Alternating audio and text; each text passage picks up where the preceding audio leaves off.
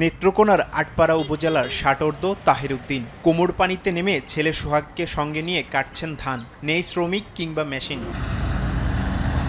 এবছর ১৫ কাঠা জমিতে বোরোর আবাদ করেছিলেন তাহের, কিন্তু ধান কাটার শ্রমিক পাচ্ছেন না তিনি। এর মধ্যে আবার বৃষ্টির পানিতে ডুবে গেছে ফসল। খাল খনন না থাকার কারণে পানি নামারও কোনো পথ নেই। একই অবস্থা বারহাট্টা, কমলকান্দা, মদন, মোহনগঞ্জ ও খালিয়াজুরির বেশিরভাগ হাওরের কৃষকদের। তেলের সংকটে মিলছে না মেশিনও, আর পেলেও জলাবদ্ধতায় কাজ করাই দায়।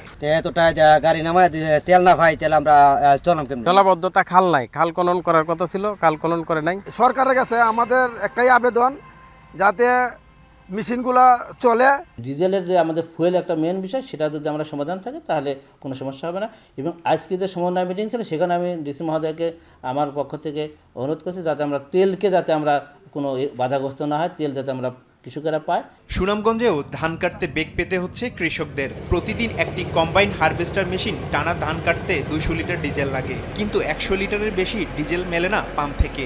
বাকি ডিজেল খুচরা বাজার থেকে বেশি দামে কিনে মেশিন চালাতে হয়। এতে খরচ বাড়ছে হারভেস্টার মেশিনের। বিঘাপতি ১,৯০০ টাকা করে ভাড়া গুনতে হচ্ছে কৃষকদের। অন্যদিকে হাতে ধান কাটার শ্রমিকও পাওয়া যাচ্ছে না। ১০০ লিটার করলে ৫০ লিটার, উনির তেল লাগে ডেলি ২০০ লিটার। তেলের কারণে আপনার ধান কাটতে অসুবিধা হয়। আগের যে শ্রমিক ছিল, কৃষক ধান কাটতো, এখন বর্তমানে শ্রমিক নাই। আগে আমরা ১৫০০ টাকায় কেয়ার কাটতাম ক্ষেত, এখন আমরা ২,০০০ টাকা ২২০০ টাকায় কেয়ার কাটা লাগে।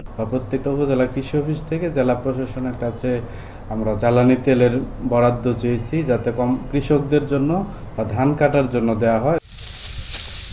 কৃষি বিভাগের তথ্যমতে এবার নেত্রকোনায় ১,৮৫,৫৪৭ হেক্টর এবং সুনামগঞ্জের ৫৩টি হাওরে ২,২৩,৫১১ হেক্টর জমিতে বোরোর আবাদ করা হয়েছে।